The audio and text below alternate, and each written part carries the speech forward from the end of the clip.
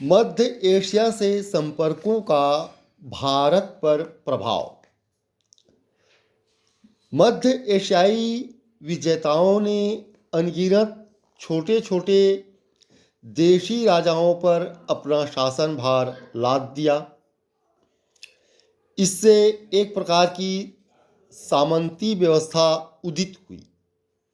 कुषाण राजाओं ने महाराजा धीराज की गौरवपूर्ण उपाधि धारण की, जिसका आशय यह निकलता था कि वे अनेकानेक छोटे छोटे राजाओं के राजा हैं।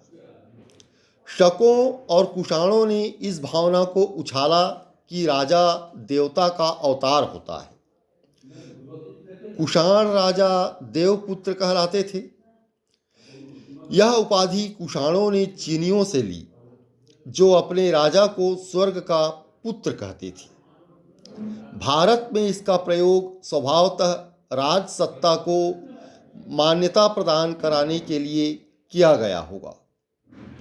हिंदू स्मृतिकार मनु ने कहा है कि राजा बच्चा ही क्यों न हो, उसका आदर करना चाहिए, क्योंकि वह मानव रूप धारण करके शासन करने वाला देवता होता है। कुषाणों ने राज्य शासन में क्षत्रप प्रणाली चलाई। साम्राज्य अनेक क्षत्रपियों या उपराज्यों में बांट दिया गया और हर एक क्षत्रपी एक एक क्षत्रप के शासन में छोड़ दिया गया। कुछ अनोखी प्रथाएं भी चालू की गईं, जैसे दो आनुवंशिक राजाओं का संयुक्त शासन, एक ही समय में एक ही राज्य पर दो राजाओं का शासन आदि। हम पिता और पुत्र दोनों को एक ही समय संयुक्त रूप से शासन करते पाते हैं। इस प्रकार प्रतीत होता है कि इन शासकों के अधीन केंद्रीकरण कम था। यूनानियों ने सेनानी शासन की परिपाटी भी चलाई। वे इसके लिए शासक सेनानियों की नियुक्ति करते थे, जो यूनानी भाषा में स्त्रातिगोस कहलाते थे। शासक सेनानियों की आवश्यकता विजित प्रजा पर नए राजाओं का प्रभाव जमाने के लिए होती थी। भारतीय समाज में नए तत्व जैसे यूनानी, शक, पार्थियन और कुषाण सभी भारत में अपनी अपनी पहचान अंततः खो बैठी। शनैः शनैः वे पूरे भारतीय बन गए। चूंकि उनमें अधिकाधिक विजेता के रूप में आए, इसलिए वे भारतीय समाज में योद्धाओं के वर्ग में अर्थात क्षत्रिय वर्ग में समाविष्ट हुए। हिंदू समाज में उनके प्रवेश की व्याख्या एक अद्भुत ढंग से की गई है। स्मृतिकार मनु ने कहा है कि अपने कर्तव्यों से च्युत हुए अधम क्षत्रिय ही शक और पार्थिव हुए। दूसरे शब्दों में उन्हें द्वितीय श्रेणी के क्षत्रिय का स्थान मिला। भारतीय समाज में विदेशियों का आत्मसातकरण जितना अधिक मौर्योत्तर काल में हुआ, उतना प्राचीन भारत के इतिहास में और किसी भी काल में नहीं हुआ। धार्मिक विकास भी हुआ। कई विदेशी शासक वैष्णव संप्रदाय में आ गए, अर्थात जगत का पालन करने वाले विष्णु के उपासक बन गए। यूनानी राजदूत हिलियोडोरस ने मध्य प्रदेश स्थित विदिशा, आज के विदिशा जिले का मुख्यालय जो विदिशा है, में ईसा पूर्व लगभग दूसरी सदी के मध्य में विष्णु की आराधना के लिए एक स्तंभ बनवाया।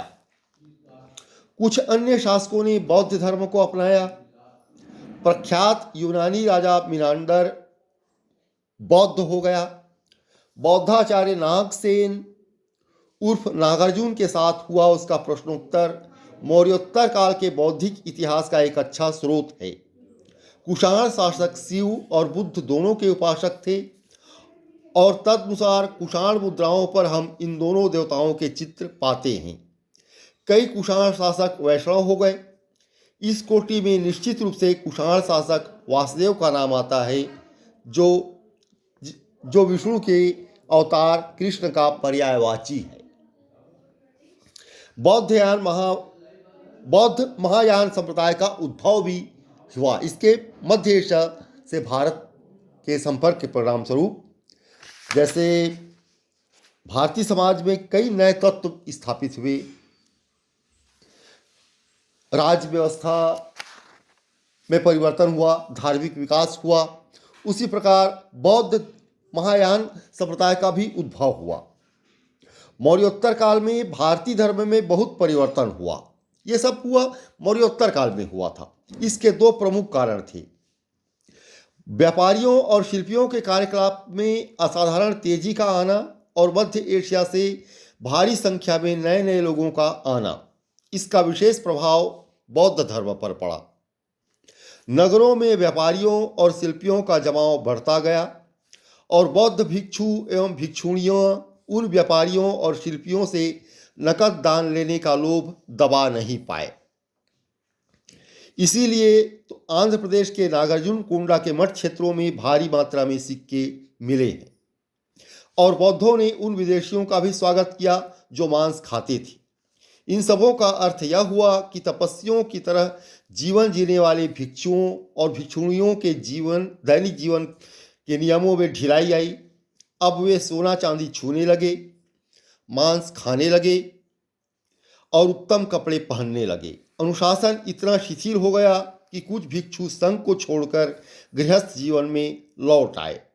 बौद्ध धर्म का यह नया रूप महायान कहलाने लगा।